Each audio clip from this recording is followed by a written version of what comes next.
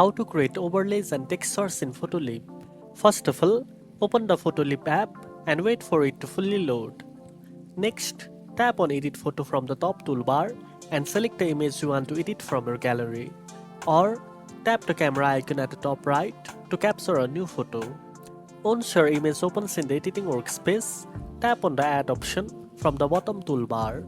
Now, select an image from your gallery that you want to use as an overlay or texture.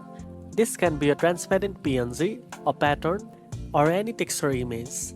After adding the overlay, it will appear as a new layer on the top of your main photo.